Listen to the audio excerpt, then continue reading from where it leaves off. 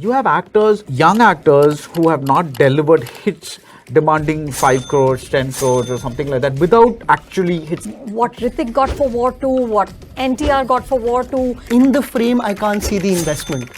When the scale is you're presenting it as a 450 crore spectacle, which is this globe-trotting film, and all I see is sound stages and green screens, the investment's going somewhere else. It's not pan anything. Nobody cares. I would steal all of the Malayalam film industry. Mammootty can act gay, he can act straight, he can act old, he can act young, he can act like a ghost. Mahesh Babu, now it's almost become a meme that they call him a reviewer. I don't see that in Bollywood. Hey, you won't find that in Tamil either. And like there are producers who openly challenge, like I'll put you in jail. I keep saying, we keep blaming filmmakers, we keep blaming producers, but how many of you are actually stepping out and saying, I will go and watch this film? I have no prediction. Trade analyst Anupama Chopra. Oh, okay. You just Okay, right, yeah, sorry.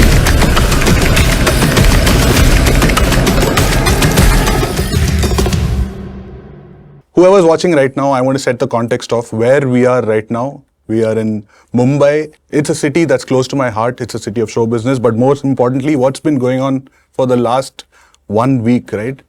The city has been battered with rains. The entire city has been flooded. And despite all of that, all of you guys made it over here for the Film Companion reunion. So, Yeah. but seriously, thank you all for coming. Anmol Bobby Deol has come all the way from Delhi. Hriday has flown from Hyderabad. Nona has come from Goa, Kerala's own adopted son. And Mr. Moisturized here has flown from Chennai. And the OG Anupama Chopra has flown in all the way from Hollywood, the reporter. Bandra. Thank you so much for making it despite all of this. You can keep saying nice things about us. We are going to. That I'll bring up yeah. that article also. But yeah. And thank you to our sponsor, Nokio, for making this happen. If you're a movie fan, you should definitely check that out. We're going to be talking about that later. Coolie audio launch. There was something said at the Coolie audio launch, which was Mr. Rajnikant's speech, right? One of the highlights that he said was, he paraphrased Kallanandi Maran talking to Lokesh Kanagaraj right before Coolie started. And he was like, the basic brief to Lokesh was, Telugu cinema is going pan-India. Kannada cinema has gone pan-India, Hindi cinema has gone pan-India. When are we going to do it? Even Tamil cinema has to go pan-India. I think it's a very useless discussion because films, you can't make films to go pan-India. Films, see the thing is, there's hardly been a handful of films that have actually gone pan-India. All the films that have gone pan-India have had some kind of commonality, some kind of mythical base when I say myth, it's basically like when you say RRR, when you say Bahubali, when you see KGF, these are all very, very larger than life mythical stories, mother and sons, all that kind of, which is very common to all of India, right? I don't know if you can use the aura of one particular star from one particular region and then sell that aura alone. Because Bahubali did not run because Prabhas was there. Yep. He happened to contribute to it, but it was Rajamouli's vision. Similarly, Junior NTR and NTR Junior and Ramcharan are not that's not why like RRR was such a big hit. Similarly, Yash is not. I mean, of course, the huge part of KGF, but it was the scale, that kind of storytelling, that inversion of the Diwar idea, all of that, So I don't know that a star can pull off a pan-India hit. I think it's more like a concept that works, and it's really the director's thing. So I don't know if a single star's aura can ever make a pan-India hit. But there is an obsession, right? That's caught on to our industry as well. I think a few producers keep talking about it, but I don't think actually people set out saying, I want to make a pan-India hit. Because very frankly, with no disrespect, like how many people know of Upendra? Yeah. Right? How is that such a like such a this one? He's fantastic in his films, right? But the point is, like, how many people beyond, like, that's what I'm saying. It's not about stars. This very Upendra, had he been in a Kantara, would have like broken out and become like that movie would have broken out anyway, because that is not, Rishabh happens to be the person in it, but that movie is so independent of who's driving that movie. That movie drives the star. Right. So that's what I'm saying. It's like I don't know that it is possible to get, and even frankly, let's take Amir Khan, right? has he, like, okay, if you take Amitabh Bachchan in the 1970s, then okay, anything you put him in becomes this insane blockbuster, right? But which star today in Hindi cinema has that kind of pull, that anything they touch becomes gold or whatever it is? So this is like some kind of, you know, fun that's happening with various actors and all that. Like it happened with Jailer, it happened here, it'll probably happen in a few other movies, because it's just fun to see star cameos and things like that. But that translating to pan India, I don't think is possible due to stars alone. I think it's the concept and everything else that becomes. So despite what a few producers have in mind, right, the targets and everything, how are you looking at Tamil cinema right now as compared to the last 3-4 years? See, we are always divided between like you know, the big movies and the small movies, and this year hasn't been very good to the big movies. The smaller movies are one or two of them have broken out.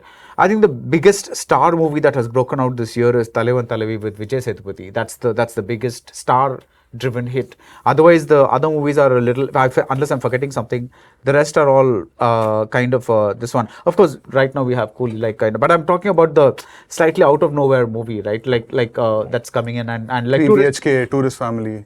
That's not star-driven hit. Yeah, right? not star-driven. Like that's what I'm saying. So like that kind of comes and goes. But I think every industry has this thing where right now there's a saturation of star-driven things, and the slightly the other things, like the great example being Saiyaara, which nobody would have bet on like even a day before its release, but it's now everybody's like trying to decode that formula and crack it and see what happens and all that. But like Pan India, nobody can say until after a movie happens, you can look back and say, this is probably why it clicked, or this is probably why it went pan India, or whatever it is. But before it happens, nobody can say anything. So, speaking of Saiyaara, I wanted to bring it to you and Anmol especially, right, when it comes to Bollywood. Just this morning, I read this article by another ex-film companion, Mr. Rahul Desai, one of our He beloved. loved the movie. He loved the movie, and he's been raving saw about it thrice. Yeah. So I want to read out a little bit of the article, and then I want your thoughts on it, right? So he said something like, a mainstream Hindi film today faces a very different challenge from its predecessors. It no longer starts from a space of fantasy, where the only thing that mattered to the audience was how big it could dream or how aspirational it could be. It now starts from a space of reality, where the only thing that matters is how convincing it looks or how relatable it sounds, right? So he talks about this resurgence of old-fashioned Hindi commercial cinema. Is this actually where we're going, or is this like a flash in the pan kind of a situation? See, I don't think you can create a resurgence on one film, right? But the fact that this film succeeded to the extent it did is, for me, very heartening. It's lovely to have some love back as opposed to men killing each other, which is pretty much all we've seen for a long time. And the fact that you have two new actors who are already stars who can actually act, which is also a wonderful thing, because God knows we've seen enough young actors who can't, right? So I think it's all good things only. I wasn't as besotted with Saiyaara as Rahul. Rahul bought into it completely. I still had questions of logic, which then obviously takes you out of the story. But I just think it's a wonderful thing. Is it going to be a resurgence? What happens is it gives many, many other producers the confidence to say, okay, maybe something else will work. Right. It's essentially that whole thing of bhed chal, which happens across industries. When you have one thing that works, at least you get a little hopeful that it's not all going to be about event movies and outsized stars and massive budgets. So that was a good thing. Anmol? I agree also, and from the limited experience of seeing at least the last 10 years or so, what happens with the Saiyaara is that the slate becomes more open for the risk to be taken. So out of the 10 films, probably the 2 projects that, say, a T-series or a YashRaj has, they're willing to take that risk because they have the faith now that people will tune in. Though every time I do speak to actors and I ask them about this risk-averse nature of the industry, and they still tell me that from a purely financial standpoint, the fact that something can be IP driven or is franchise related just makes them slightly cash positive early on. So that's what most people are still going to follow. So this is not going to be the trend in my opinion, unless a Metro in Dino also, or an Aankhon Ki Gustakhia, and all of these movies would have done exceptionally well, which they didn't. Right. So this, I still believe, the industry believes is an anomaly. It's an outlier. It's an outlier, so they don't think it's going to be, a trendsetter that what we saw with Animal. Now we're seeing versions of Animal everywhere. But it's, I don't know, because this year also, at least the latter half of 2025 is going to offer many romantic Hindi movies. Now, whether the audience consistently tunes in for them will probably dictate what the later decisions are, I guess. Yeah. So, me and Hriday were actually talking downstairs, and I just asked him a simple thing. You guys have been doing so well in terms of, scale, reaching out to the masses, all this pan-India stuff, 1,000 crores, all of that stuff. What is happening this year? This year, it has been a bit of a bloodbath. A lot of films that were supposed to do well kind of tanked. In fact, the biggest hit of the year is a comedy film called Sankranti Ki Vastana, Anil Ravipudi movie. And the other movie is a very small movie called Court, Right. starring Darshi. So these are smaller budget movies relatively. But till now, it has not been the typical Tollywood year of like just, like a blitzkrieg of super hits. That has not happened. So till now, it has been a little rough. Yeah. But there is hope for the rest of the year. And so what about Malayalam Cinema? Where is it right now? Do I need to say anything? I think the year they had last year, that nothing can top that with the amount of releases and it just going across the country. But this year has been kind of slow in that sense, but we are having our Onam releases. There are 3 of them, and then next coming up in the year, there could be big surprises waiting. And that's always the case with Malayalam Cinema. You're kind of getting like a first female superhero film. Superhero, they are building multiple universes with different films, and I think the thing about what Anurag Kashyap said about Malayalam Cinema, right, that the filmmakers are watching world cinema, and because they have that advantage of understanding how you can tell stories, they are using that to tell their own local stories, and that's why it's hitting out so well. Which I feel sometimes when I watch other films, I feel like they don't watch movies. They are just thinking they have seen one in their childhood, and that's how every film should be. So I think that's something lacking. But I've actually heard the opposite, that in Hindi, the filmmakers have been sort of bred too much on Western cinema. So the opposite, thinking they've seen too many movies. Yeah. So they're actually not taking from life, they're taking from other cinema, which is one of the gaps. I think world cinema, he's talking about like Iranian, Brazilian, Spanish, all of that stuff. Correct. And but with us, Hindi, that becomes a criticism. This is about like, okay, Pirates of the Caribbean, let's make thugs. And Shamshera, all of that kind of stuff, right? But sir, the mini analysis also is that now there's apparently, since whatever happened in the last few weeks, there's absolute pandemonium on, so the stars with the franchise are being disasters. They're not even doing a minimum or an average business.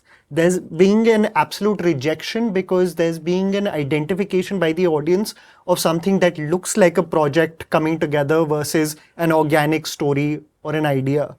So now they're in turmoil to think, even the minimum guarantee is not happening. So I feel like it's slightly in disarray right now. See, I think this is all, you can't look at films in isolation or producers in isolation, or it's an ecosystem thing, right?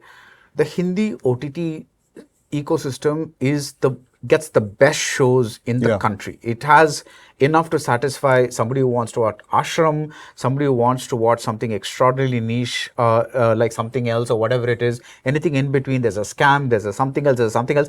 There's so many great shows coming out, and just this year alone we had Blackwater. Blackwater. Yeah, It was so fantastic. And Patal Lok season 2. So the point is, if you're like a Hindi watcher, like as in a Hindi content watcher, like anything, it could be anything, right? It's like there's so much that's in your thing that you need a really good reason to step out to the theater to kind of a thing.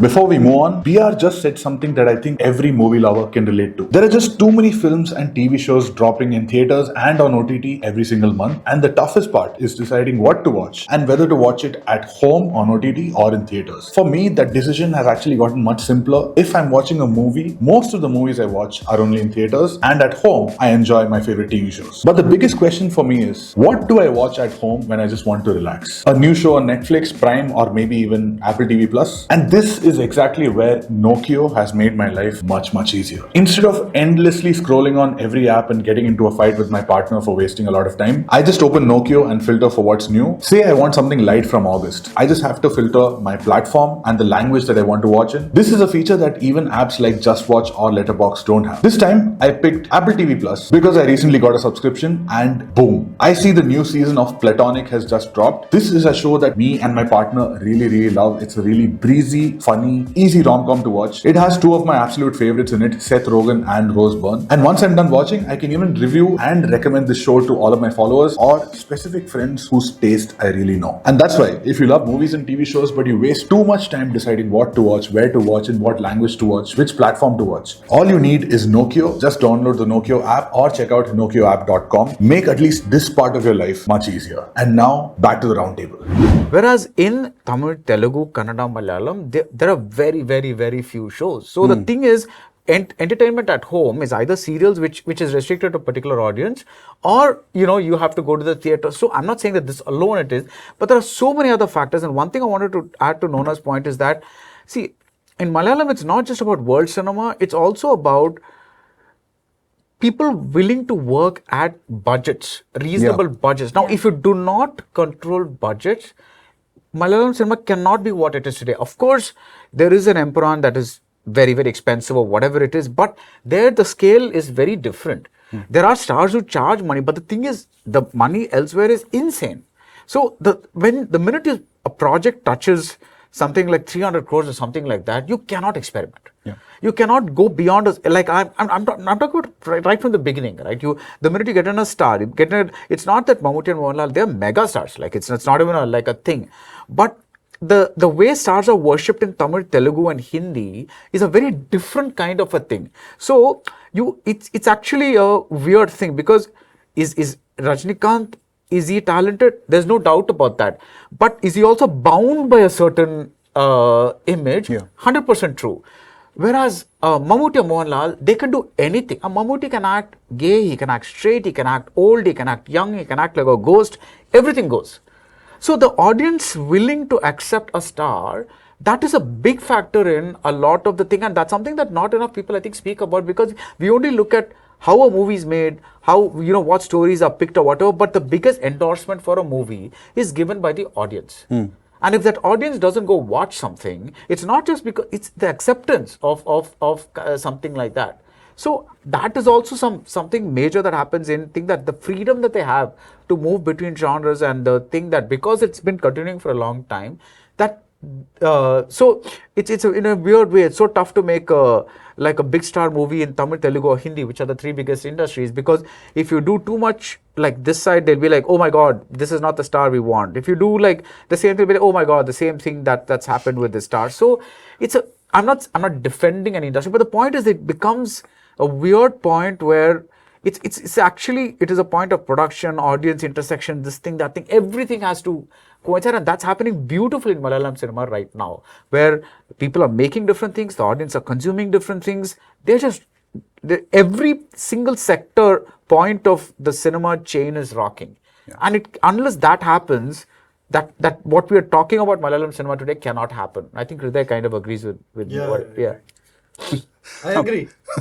No, because the thing is, sir, I'll tell you, as a personal experience of a viewer, what perturbs me the most about when I watch the big scale Hindi movie with my favorite star is that in the frame I can't see the investment. When the scale is you're presenting it as a 450 crore spectacle, which is this globe-trotting film, and all I see is sound stages and green screens, then I feel like even from a basic level, the investment's going somewhere else. So I don't deny that. See, those are individual projects, right? I'm not talking about that. That happens everywhere, right? But I'm talking about the Ecosystem, ecosystem as a whole. I'm not talking, of course there are going to be projects that go wrong, that for whatever reason everywhere, right? That's the individual thing.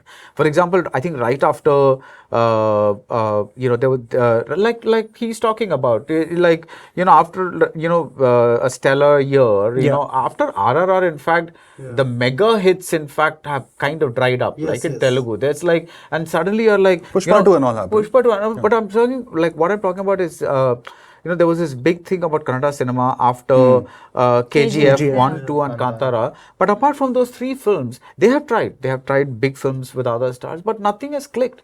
So the thing is, again, it's like lightning in a bottle or whatever you call it. There's you cannot formulate that thing, and you can't design it. Yeah. So his point about the Malayalam cinema, the budget of Malayalam cinema, right? This is a point that even Karan Johar recently on his interview with Suchin, right? He spoke that they make films under a certain budget with these stars, and that's why they can pull it off. But in Bollywood, you just can't do it, right? You speak to a producer on a daily basis, right? So what is going? Why can't that happen? In the sense, okay. You just Okay, right. Yeah. Sorry, Vinod Chopra. I didn't want to say married to a producer and all that. Who's this producer? She's talking on a daily basis. This kind of sorry. So is this not a reversible thing? Of course it is. Of course it is. And the truth is, I can't remember who it was, but somebody had said that films don't fail budgets too.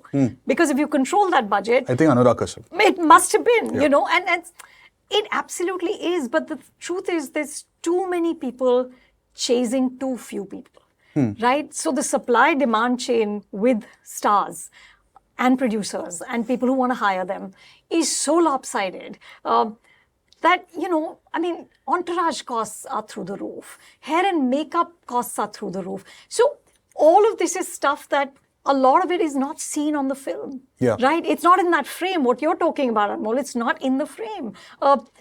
And how it works for the producer at home is he gives a few galis and say, I'm not paying for that. And I think more producers need to then just say, I can make it in this, and this is what makes sense. And maybe that will enable more experiments. The problem is if once you've cast a star who charges, I don't know, this was reported somewhere, what Hrithik got for War 2, what NTR got for War 2, Kiara Advani got for War 2. Your cast cost is over 100 crores. Right, then what experiment are you going to do there? So the same thing, right? Couple of years ago, I think they reported all the trailer costs and your makeup, entourage, this thing and all. And then I think someone said, I think it was a producer who said that course correction is being done, right? In the sense actors have started taking salary cuts and all of that based on how much opening they're going to bring and all that. Is that true or is that all? I've done this for 30 plus years. Never heard of an actor taking a cut. No, during the pandemic, they said prices were rising. That's right. No, the thing is, in Tamil cinema, it's actually a fact that this thing that actors' prices are some kind of a prestige that I'm better. So the thing is, if X gets so much, then Y should ask for 10 crores more or something like that. You have actors, young actors who have not delivered hits demanding 5 crores, 10 crores or something like that without actually hits, simply because they have a face that's belonged to meaning they haven't given solo hits. Right. So the thing is, it's become really impossible to make even a medium. See, you make a movie within 5 crores, there's a very good chance of like everybody benefits on the thing, right? And if it's a new cast, but if your movie, the minimum is 10, again, the risk goes up a bit. 15, even more, 20, even, and now you're talking about also marketing costs. No, marketing costs, yeah. So the thing is, the thing is, it becomes, if you hear the costs of like what some only the very big movies tell you this much is paid, this much is paid. But even if you look at the mid movies and the smaller movies in Tamil and Telugu, you'll just find the costs just so insane. Yeah. So and the minute the producer hears the cost, they get a heart attack and they say, no, we want macho hero, we want something else, and that's what happens. So, Please. So, for example, right, we're talking about budgets and all. I think the problem is that the idea of commercial is going wrong. My favorite commercial film of the year has been Pawn Man, the Malayalam film. Yeah. They have taken the concept of how valuable gold is in Kerala and made it a kind of a heist film, and it's the most commercial film. And the same thing, if you take in Hindi, they would have taken it to abroad, and has to go abroad, and all the ideas of Hollywood, and they're dancing there. There's an item number also there. So I think that's the problem, that in North India, the biggest factor is shagun ke liye paapay mein kitne paise dene hain. That is a concept you can make a whole film about. But you're not going, that's the, thinking about your area you're coming from. Think there. Don't think ki the commercial is do hero ya ek hero or bahut sara khoon kharaba and, all that stuff which has worked. Because you don't want to experiment. We want to put all this money, 500 crores money, on something which is proven. That's where it's going wrong. But we've dissed Bollywood cinema enough. Okay, in the sense, not enough, but I think I want to bring up this one film which kind of differed this year in this aspect, which was Dhadak 2, right? When we first saw the trailer of Dhadak 2, which was the remake of Pariyerum Perumal, first as a Tamil audience, we were offended that it was being remade, of course, with such a subject matter, because more often than not, Bollywood is going to take it, and instead of those 2 tea glasses, they're going to be Starbucks mugs, right?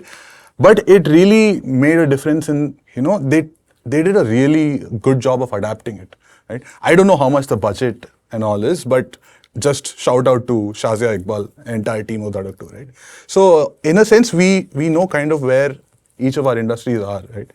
I want to bring up one more roundtable that you did a couple of years ago with, it was pretty much every director, producer, star, like Lokesh, Gautam Menon, Rajamouli, Kamal Haasan, Prithviraj, and the producer, Sapna of this thing, right? Wow.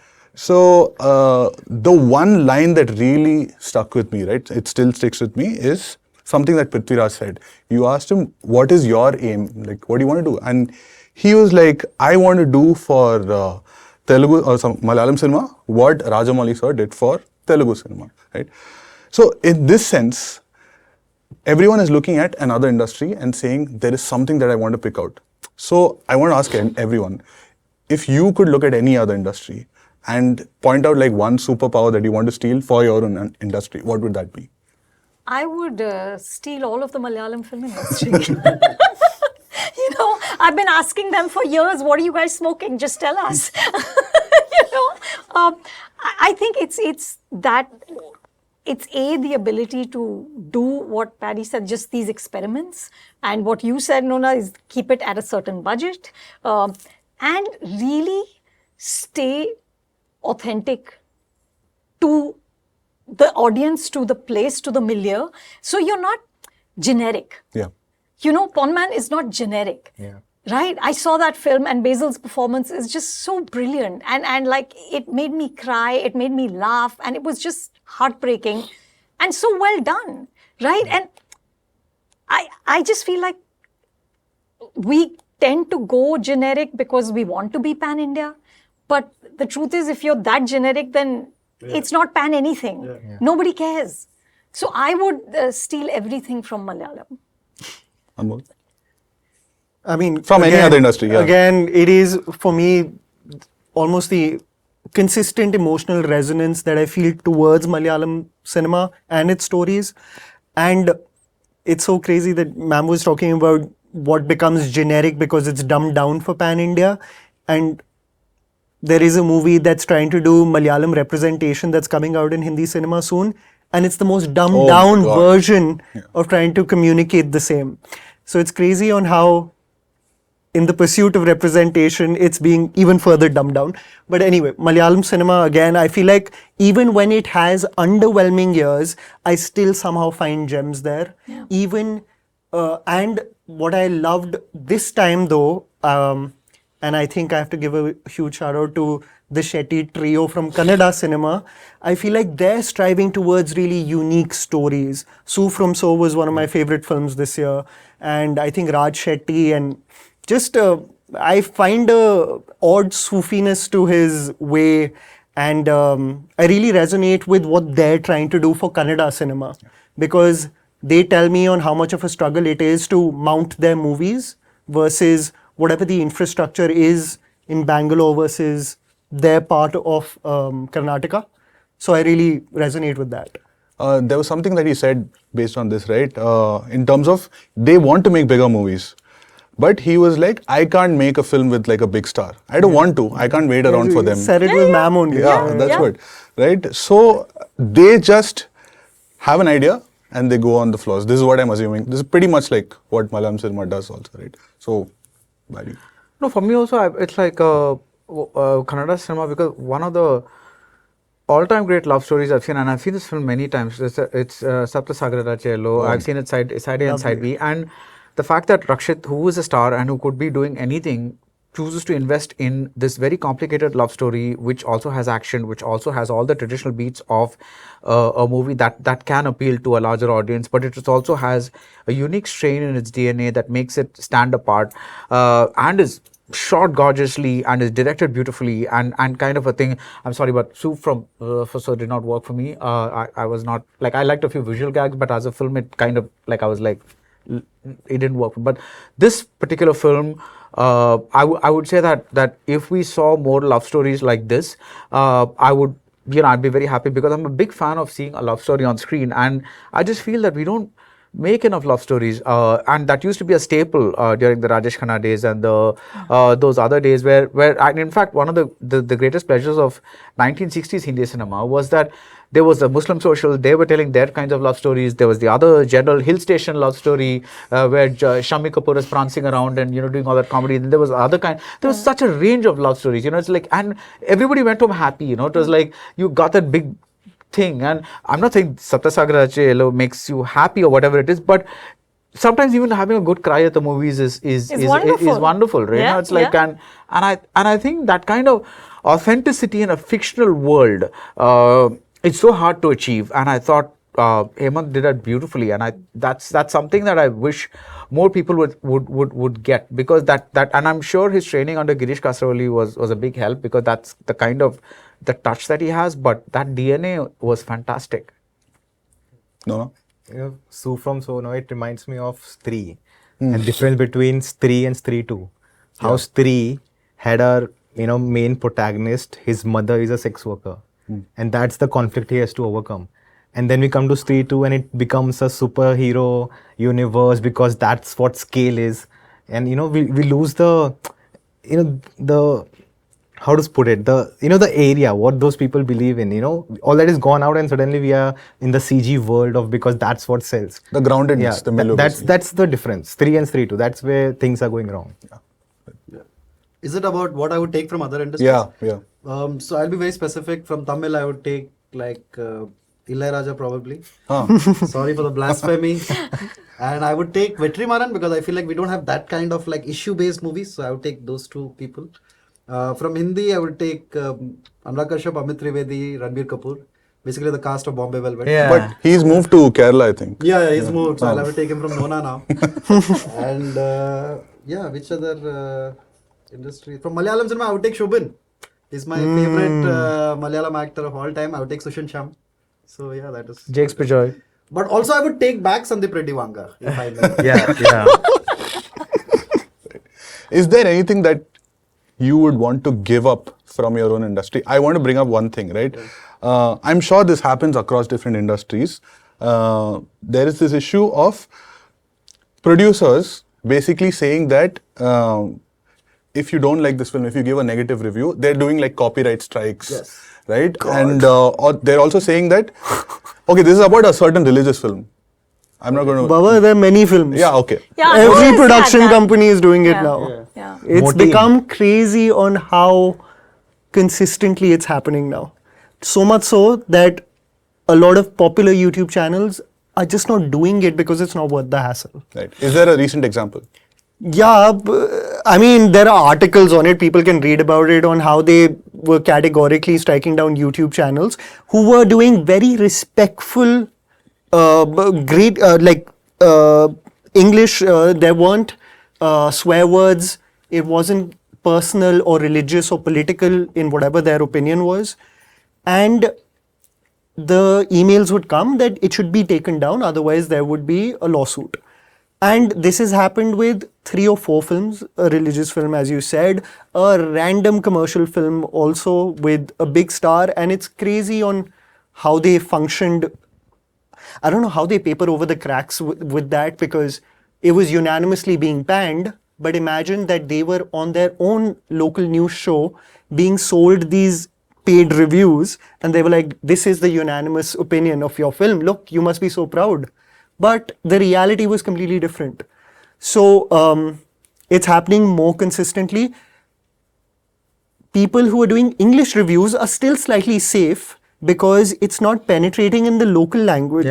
It's not as bad as the local language. No, So the abusers have come in the local language, don't worry. Like, no, but they're not as bad as you'll get them, right? So me reviewing a Telugu movie will not be, because I remember when Hriday used to do film companion reviews, I remember if it was a specific star, it would be bombarded in the comments because he would have his comedic lines in the middle in Telugu.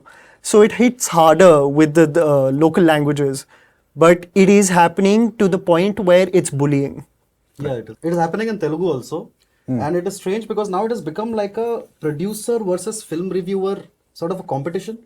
And like there are producers who openly challenge, like, I'll put you in jail. And there is a YouTube reviewer who is actually fighting legal cases now. Like, he's got 2 legal notices. It's kind of absurd. I don't know when this kind of thing happened. Like, when did film reviewers begin to be seen as an enemy of cinema, sort of? That is the narrative going around, at least in Hyderabad.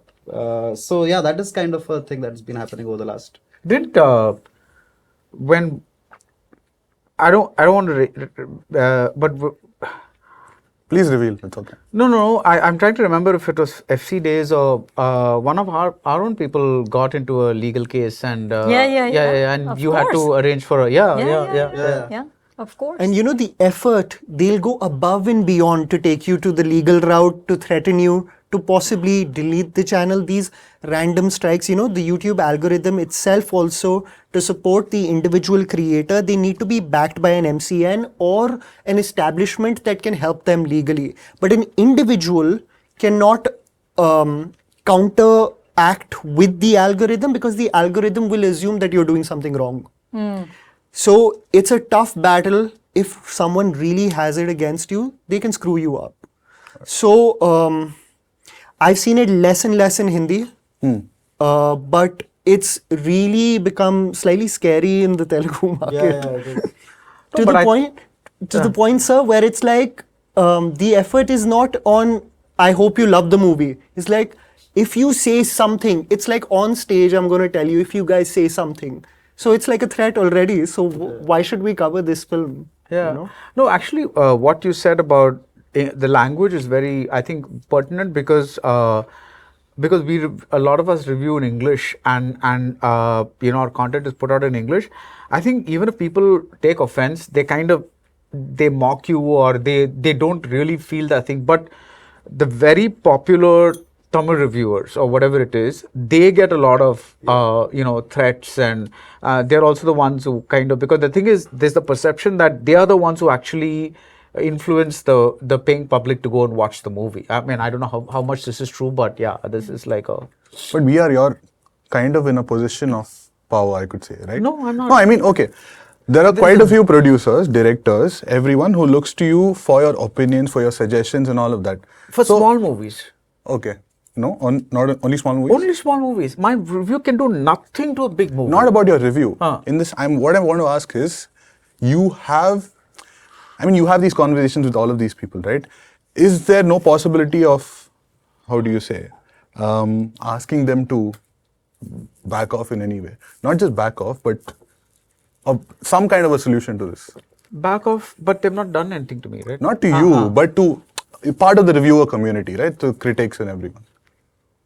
But I don't know anybody who's actually done this, right? If somebody tells me so-and-so did this, then maybe we could as a community say, go and do something. But if I'm speaking to a producer for an interview or something, I don't know whether that producer is he may be talking nicely to me and blackmailing another person. I don't know. How do you know this, right? I mean, how can you single out the people who did this? You know, it's like, it's very funny because, you've called me to this table, but the thing is, with Hindi, the traditional mode of dispensation of anything has been English. The popular Hindi magazines, of course, there have been Mayapuri and all that, but Stardust, Star and Style, Filmfare, all of over years and years and years, it's been English. There's been a huge consumption of Hindi things in English. In Tamil, that's never the case. It's always Tamil magazines that took the stars and everything to the public. So the fact that I'm sitting here, I feel incredibly grateful, but I'm not really like some superpower that you imagine me to be, because what I'm asking is, I'm not saying you go to that producer and say all of this. No, but I'm saying that I'm a bit of an outlier because I'm doing Tamil, Telugu, Kannada, all these reviews in English. So I'm really not the something that anybody would come after, because they know that my audience is different and they probably watch it for whatever reason. But the point is, even if they find it offensive, they'll mock me, or they'll make some jokes or something, put a meme or whatever it is. But that aspect of being threatened by my review does not exist. It's not there at all. So what he says is really true. So if there's a local language reviewer who puts out a bad review, that is going to be much more harmful and will cause much more controversy for the film than something that I do. Right. And I'll tell you, like, penetration, like on an average, if a very popular English reviewer who does cover Hindi films, the difference with the most popular Hindi reviewer will be 2.5 to 3x. They'll do 3-4x of the numbers on YouTube versus me. So they reach a way larger market, which then gets picked up on, say, like a platform like X. And then that becomes a topic of discussion where, you know, politicians are being tagged in those things. And you're like, where is this going? I'm sorry. No, but this doesn't happen. It happened in Malayalam also, yeah. Recently it happened. There This was year? a court case even Yeah. in Malayalam. Okay. Speaking of Malayalam again, right? Everyone knows what they want to give up from their industry in the sense to get that superpower, steal something from. We've been speaking so many nice things about the Malayalam industry, right?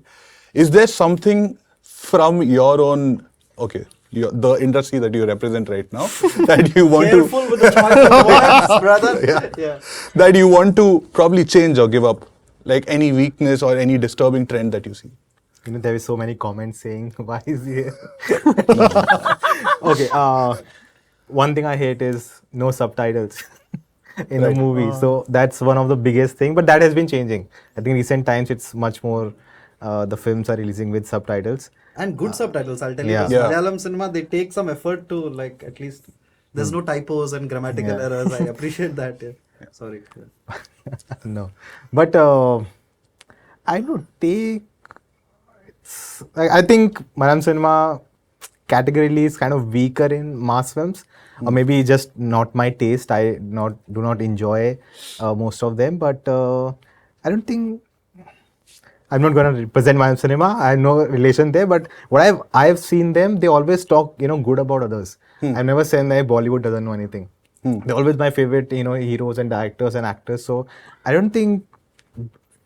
No. Okay.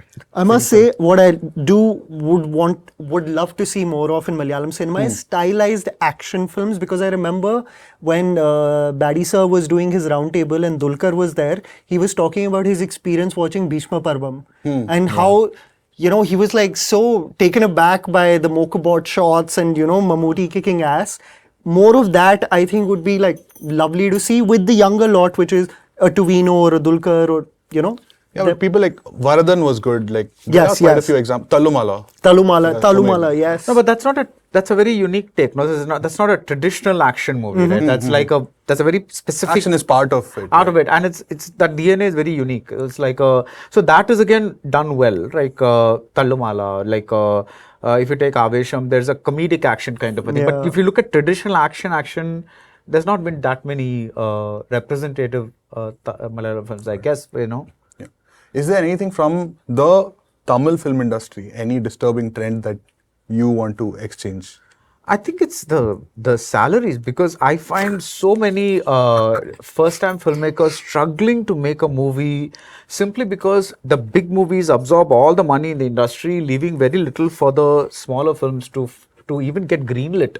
And I see a whole bunch of like first-time filmmakers saying, I have the script, can you please recommend me to this producer? And I'm like, I feel bad, because it's like they're all lying there and all they're asking for is 4 crores, 5 crores. And that's not given to these people simply because the big movies suck up all the money. And that's true in Telugu also. It's not like it's see, for example, Court is a mega blockbuster, and no taking away from its whatever its merits are, but it's also got a huge push from Nani.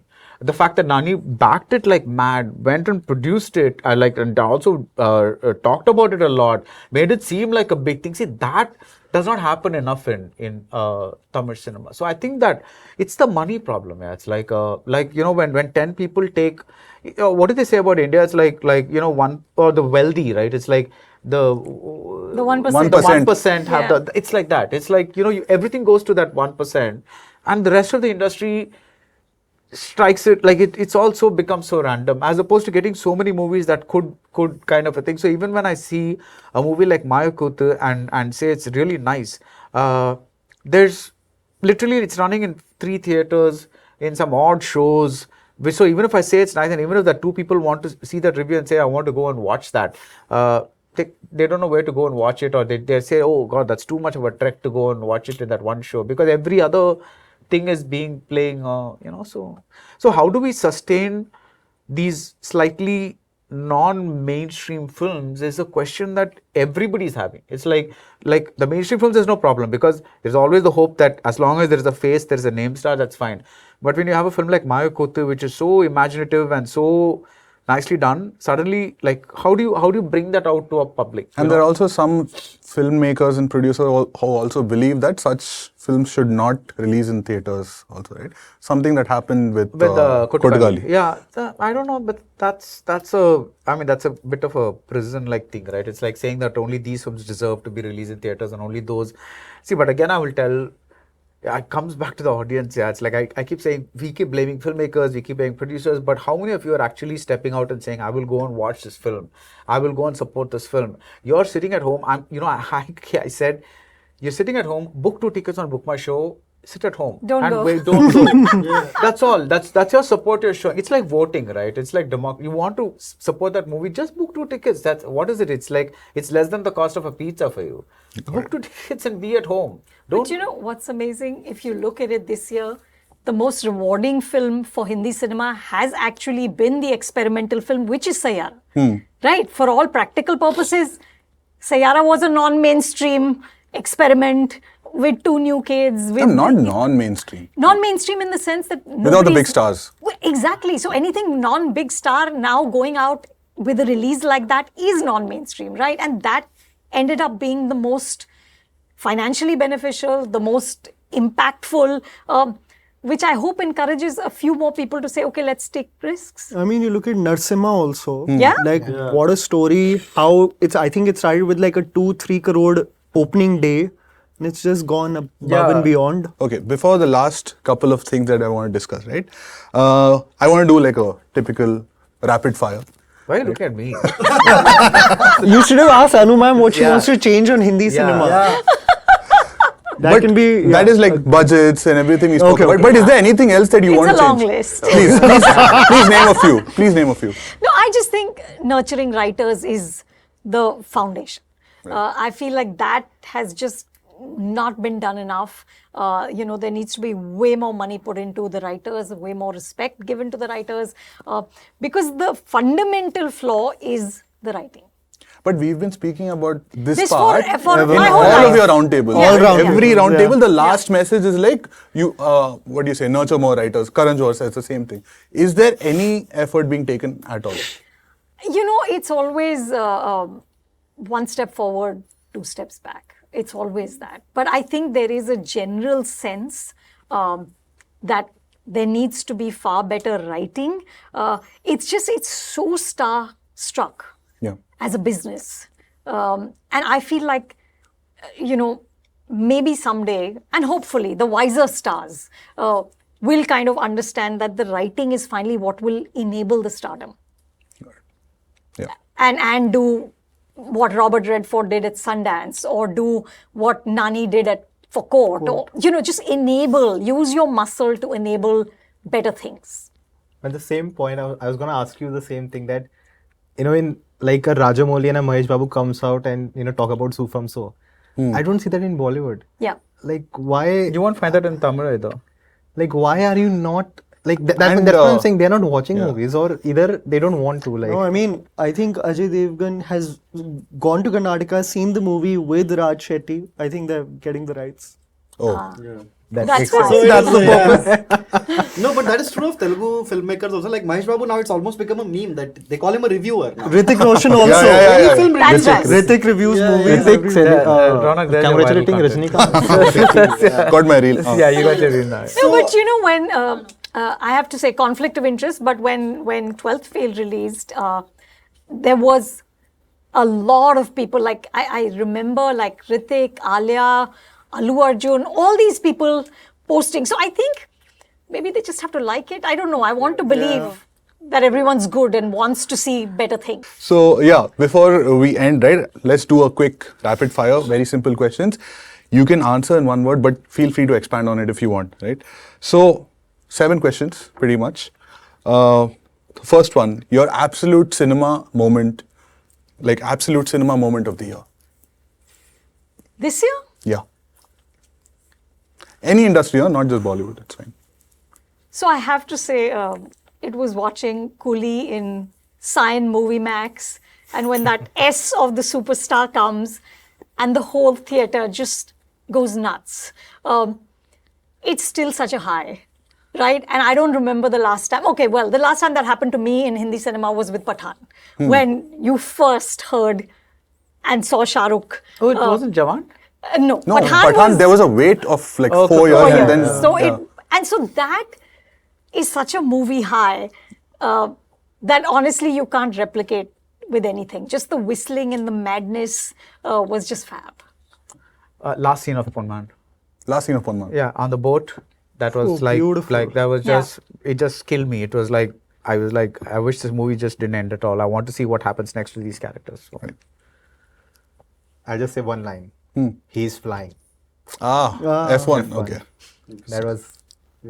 For me, actually, I'll take a little bit from both of your answers. F1 I enjoyed, but I was recently in Tamil Nadu where very kind people. Like, very kind. It's an inside joke. Where I watched Coolie with a friend who was a huge Rajnikant fan, and his perspective was beautiful. He said, "Look, man, this might be one of the last few movies. I mean, I hope he makes many movies, but he said must be one of the last times I'll go see him like that." So he went with a very sort of kind attitude, and I watched it in a small town in Tamil Nadu. And I really enjoyed what it was. So yeah, for me, these two were the moments. For me, it was this year watching Sinners on IMAX and that musical sequence. Yeah. The pre-interval. The pre-interval sequence where I was like, God damn, what is going on over here? Yeah. That was definitely there. And I think, that was like that one experience where I was looking at my friend like, what the hell? What was going on? Yeah. I'll stay on you again because I want to take off from your popular series, which is the Matlab Kuch Bhi, right? What was your Matlab Kuch Bhi moment of this year? Like basically the cringiest thing, or Oh God. how could this even be? Don't make allowed me to be do on this. You Because have there are so many, right? It's like- Yeah, but for me, I'll tell you, because I've said it too often on my channel only, it just broke my heart to see Junior NTR and Hrithik Roshan in that final action sequence fight with icicles in their hands. Absolute cinema. And I just couldn't. And at one point of time, they were so close to each other where I felt like there was more chemistry here than the romantic partnership in the film. Yeah, that was Guys, really, I'm not saying anything. that was really just a Anmol, Matlab this is Kuch Bhi Hriday. moment for me. Yeah, I couldn't. And this is coming from the most die-hard fan, by the way. Yeah. For me, it is whenever I see, I don't have a specific film, but now when you see all of these like pan-India projects and you can tell the bullshit, like you can tell ki this is a marketing scam, you know, and I feel like the audience intuitively knows when you're bullshitting them. So for me, whenever I watch any of these big projects that are like touted to be pan-India and they're panned across India, those kind of movies I just Are you talking about a Telugu film or? No. Telugu, Hindi. I any guess we'll never know. you know, even Tamil. But whenever I Hriday, watch- a lot of some projects are genuinely they just dubbed across languages simply because dubbing costs are very low Yeah. and they just whatever money they can make. So it's not necessarily like I mean they're not positioned like Panda. I just like Yeah. like now many star movies are just go out in all languages. So it's like that's true, yeah. but sometimes in the casting you can see that they'll get one guy. Yeah, from yeah, there yeah, and one yeah, guy. yeah, Those kind of movies I just can't stand. You know, it just doesn't do it for me. So for me, that's that. I guess we know what he's talking about. Yeah. Yeah. No. For me, there are two. One is the national awards, and nothing against the winners, but matlab kuch bhi. And the other is what Censor Board is up to. There's the reach. We have reached a moment where it's literally matlab kuch bhi. For me, it's just like I don't know. I this is a very generic thing, but I just feel people don't go to a film to enjoy a film. They go to give a verdict, and that I feel like kind of they prejudge what this film is going to be like, and they kind of go. I just don't know. I don't find many people just going there to with a kind of an empty slate and just saying, okay, let me be open to this experience and seeing what it is and just kind of a thing. Almost everything is, and this is not about star films or non-star films or whatever it is. It's everything. It's just they prejudge. They talk about the trailer. They dissect the trailer. They you know, which is actually a marketing thing which a bunch of marketing people put together, and they talk about this and you know how this is probably this. And like. Yo, Guilty. No. Most guilty. But I'm saying no. I'm not telling you but I'm Some saying, people react also to the trailers. And yeah, so teasers, the point is, I've been at a point where every song is dissected, every trailer is dissected, everything. So by the time you go to a movie, it's like they've exhausted all their freshness for a film and they're just going in with, their mind is preconditioned to, this is wrong, this is wrong, this is wrong, this is wrong. And then after a point, you're like, the movie itself seems wrong. And like, I'm not saying that, you should go and like every movie, but the point is, I feel that there is an extraordinary amount of negativity that exists today that I feel people just want to, I don't see the love for films anymore. I just see like people wanting to give a verdict. And it's strange coming from a critic because that's what we do, but that's what I feel genuinely. Yeah. Anyway, Yeah. It is, and the thing to say right here should be that we're all here because we love the movies. Yeah. So in no world are we the enemy. Correct. है ना? Which we are always painted to be, that somehow these are the guys who are doing it all wrong, but we are actually here because we just are in mad, complete, absolute love. Yep. And you? I loved war. Loved. One or two? One. Oh, okay. And so the heartbreaking moment for me was Hrithik's introduction scene, because that introduction scene in War was just one for the ages. That was one of the finest helicopter shots. I mean, introductions, I would say after Shah Rukh in K3G, that was the next best helicopter entry of a hero ever. And this one, that CGI dog or wolf. Dire wolf. What I just, like, he doesn't need that. This is Hrithik Roshan. He's enough. You know what I mean? So I just felt like, damn, that was it. One film that deserved way more love from the audiences this year. I saw a movie just 5 days ago called Gitch Pitch. It's a Hindi movie, beautifully made. It almost made me reminiscent of Udaan. It's set in Chandigarh and it's exceptionally heartfelt. I wish it got more shows. It's on one show in the Delhi NCR region, but beautifully made. That was one movie. For me, there'll be two movies. One is 35, small movie, and one is Shubham. I liked it. I thought it could have done better in the theaters. So these were the two movies that I thought could have had a better outcome. No? I felt Retro was quite good. It deserved more love. Yeah. Okay.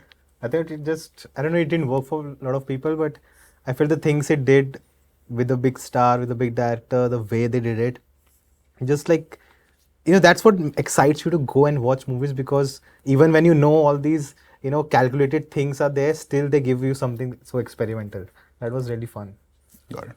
Yeah. I felt sad Ponman didn't do well.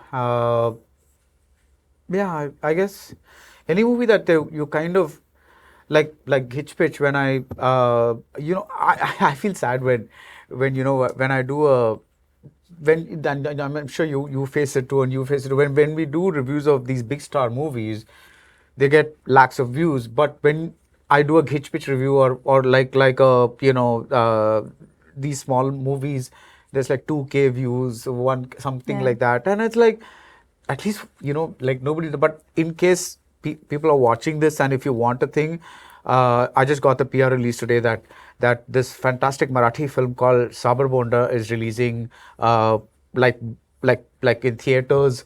It's a fantastic story about like a gay man who goes back to his village after there's some grief that happens, and it's beautifully told by Rohan Kanawade, and it won the Sundance Prize. I forget which prize exactly it is. It's like a world something, I forget what, but it's a fantastic movie. Great film. It's a great film, and if you get a chance, and if you feel like all I'm doing is sitting at home and just complaining about the movies, and I want to do something, go watch this. Buy 2 tickets at least. Yeah, buy 2 tickets. Yeah, seriously. Yeah. So yeah.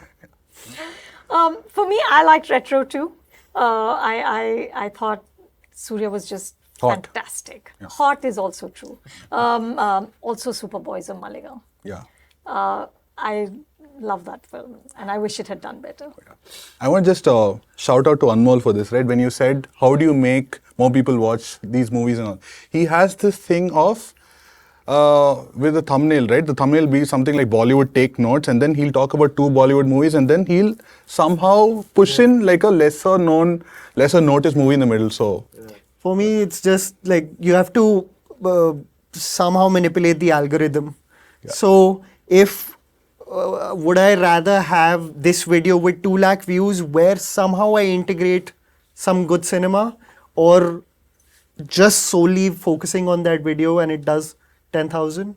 I would much rather make sure that 2 lakh people watch it and somehow get to know about something. before the last part of this thing, I wanted to do like a Nokio Watchlist, and I've already leaked the question paper, but each of you guys represent a different film industry, or you love a certain film industry, right? So I want you guys to name 3 films, and from any decade, doesn't matter, it doesn't have to be the greatest ever, but 3 films that serve as like your starter pack, like 3 Hindi films that serve as a starter pack to anyone who wants to know the greatness of Hindi cinema, for example.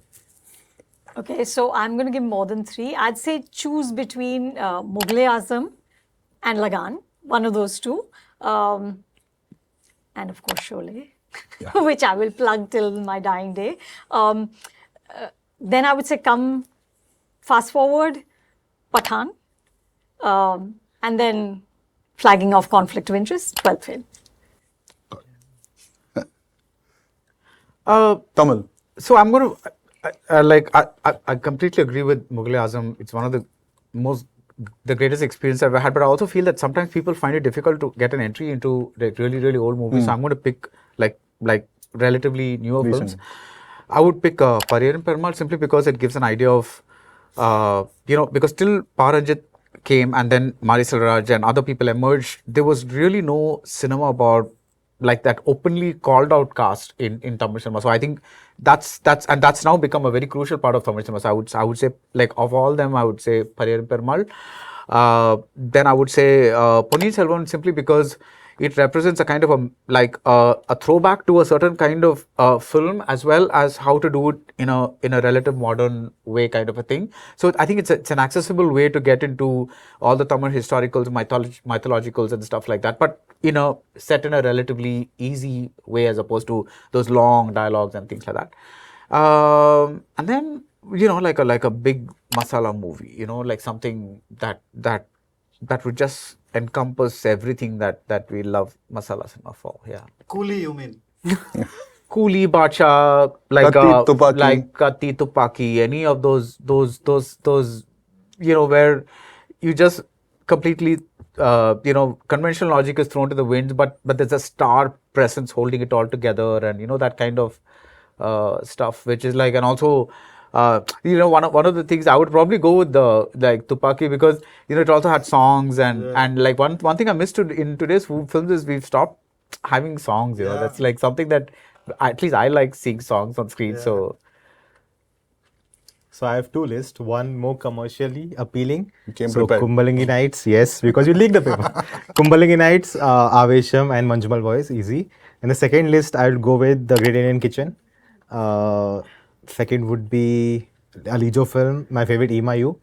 And third would be Nayat. Great. I would say if you want to understand Telugu cinema, I would probably choose one old movie like Maya Bazaar. Because when you look at Telugu cinema today and you say, why is it like that? I think that film explains in a Genesis kind of way why Telugu films are like that. I mean, how much we borrow from mythology and stuff. So there'll be Maya Bazaar. Then I'll take something a little more recent, which is Care of Kancharapalam, which I thought was an indie film that was unique in its own way. Because we don't get a lot of films like that. Like 99% of Telugu films are commercial films. Like we don't have anything else. So I'll take Care of Kancharapalam. And then the third, I'll choose a comedy because I feel like Telugu cinema pays the highest to comedians and they really respect these people. So I'll take like a light comedy movie you can watch on Sunday with your family. It's called Nuvu Nak Nachav. It's a Trivikram Srinivas written movie. So yeah, those will be my three movies. In fact, just to cut in, I think Brahmanandam is the highest paid comedian in India. Yeah. His per day rate is incredible, right? It's like I read somewhere that he is wealthier than Rajnikant. Yeah. And and it kind of blew my mind. So I feel like Telugu industry kind of just loves their comedians and their comedy writers and they respect it a lot. So yeah, sorry. For me, the quintessential commercial movie, I'll still be in the 21st century. I think Om Shanti Om is like quintessential song and dance with the rebirth angle, revenge and all of it. So I think that would be my commercial pick. Udaan had a very profound impact on me when I was in school. So I think it also will highlight the parental dynamic that is very resonant with most kids. And I think just because I love this director so much, I love Andhadhun, so Sriram Raghavan, I would say see most of his filmography, it's amazing. But I feel like his zany humor with the homage to cinema and still dealing with really morbid subjects, it's a great concoction that he builds, so that. Right before we go, let's take the next 5 years, right? What is one prediction that you have or one thing that you wish would come true, right, in the next 5 years? Like, for example, if I were to start, right, this is not just based on the success of the Narsimha movie. I've always really wanted to see more animated movies in Indian cinema because I was trying to write one. So anyways, and to whoever we speak to, right, it's like this is never going to happen. And finally, there are some inroads into, making these kind of projects all come true. So each of you, what are your predictions or hopes for the next 5 years? I have no prediction. Trade analyst Anupama Chopra, please. I have no predictions. The one thing I've understood after 35 years is that nobody knows anything. So I think trying to predict is not worth the time. What I hope is to see more cross-pollination between industries, which is not the pan-India thing, but a genuine working together because each industry has such a specific they have such great skill sets and so many things that they do so well that I would love to see like a real close kind of collaboration without an eye on this will be pan-India. Not that. I actually would be taking off from that, for me, it'll be the exact opposite. I do not want people going to other collaborate. industries. I'm like, Tum ghar pe raho. no, seriously, because thing is, you do this best and do that best, like with the rare exception of a Dhanush who's done well across, you don't find too many people who've actually succeeded or gotten deserving things in other industries. Dhanush, Anand L. Rai, okay, they made a great combination, they're still making movies, whatever it is, but otherwise, that's very few, right? It's like a handful of people. Kamal Haasan once in a while goes and makes a movie, or in the 80s, Appu Raja was a big blockbuster, something like that. But otherwise, they don't get the respect that they deserve from other industries, and it's always a battle between which star comes first or whatever it is. I feel that see, for example, in Coolie, it was very, very clear that it's a Rajnikant movie and everybody else, but that is not going to happen every time. And I think I would rather get the strengths of Malayalam from the Malayalam industry. I get the bigness of Telugu movies. Telugu and Tamil have been two industries which have absolutely no tradition of art cinema at all. You know, we are all big commercial industries. So even the so-called code, it has a very commercial tone. Beats It's are not all commercial. Yeah, the beats are very commercial. It's not like like you're getting into one kind of a thing. It's like make them cry, make them laugh. There's a thing. So I enjoy watching a code because my mind frame is I'm in a Telugu film kind of a thing. I'm now in a Malayalam film kind of a thing. Now I'm in a Hindi film kind of thing. I like that difference, and I would hate it if everything became very homogeneous and like a thing. And whatever Karan Johar said in Suchin's thing, I think that, or maybe, I don't know where he said this, but he said he was trying to write an action film. Suchin, but then, after a point, he just zoned out because it was not him. And he realized that he could not do that. And I think it's best if people just realize that this is not their thing and did what comes best to them. And yeah.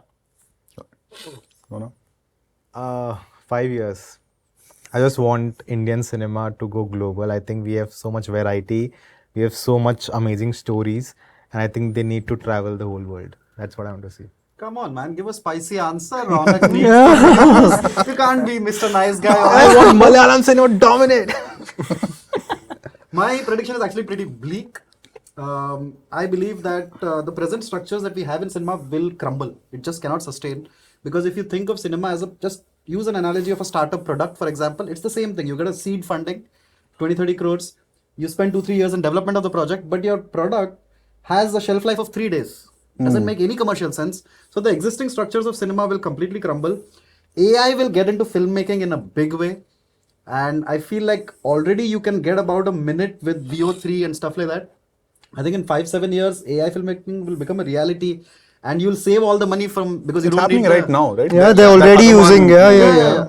And the only silver lining I see in that is that writers again will become the most powerful guys, because finally it will go into like how well do you write the prompt. So the writers will become the most important guys in the filmmaking thing. That is my prediction, but I don't think cinema as it is right now can sustain for a very long time. For the next 5 years? No. I'm not saying it'll all die, but I'm just saying people will see through these large costs. People will see through like paying 1,200 rupees for the first day of watching a movie. That's insane. So I think we are in that sort of especially flux. Yeah, right, because especially when more and more content becomes available, like free of cost and all that kind of stuff.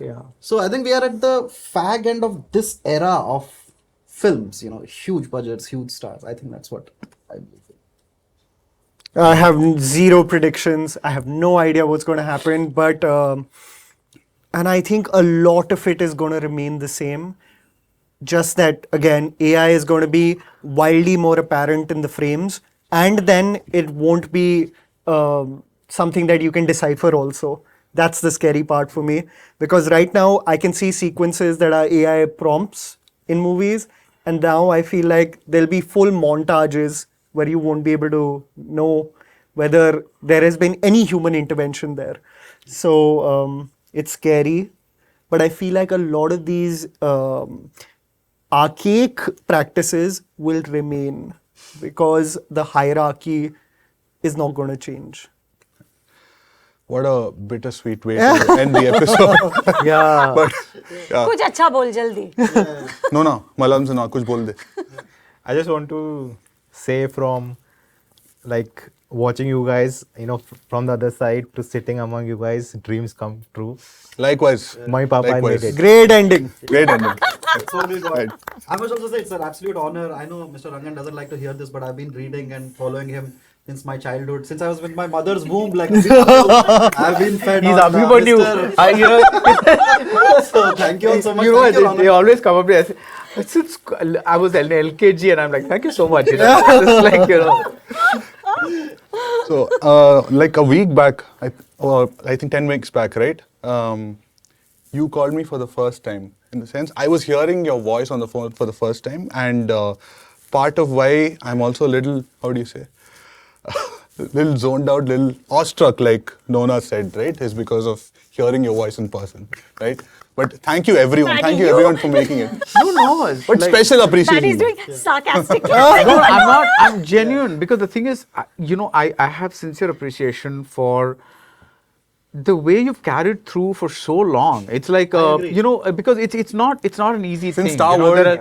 there are you know, No, first before that, India Today. No, Yeah. I've been doing this since the early 90s. Even yeah. before So I you think know, Anmol was not born. in fact, when Andaz came, Andaz came out. I was like, you know, I've always told her that you know, her articles on Amitabh Bachchan has a cold, Yeah. you know, those kinds of things which were really like published. They were actual profiles, you know, like solid like mainstream journalism, and of course we don't have that today.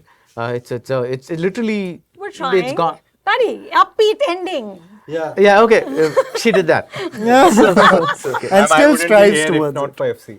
Oh, wow. thank you. Yeah. Thank you. What a nice thing to say at a FC reunion. But thank you guys so much for watching. Thank you so much to each one of you for making it from all over India. But yeah, thank you so Thank much. you very much for having us.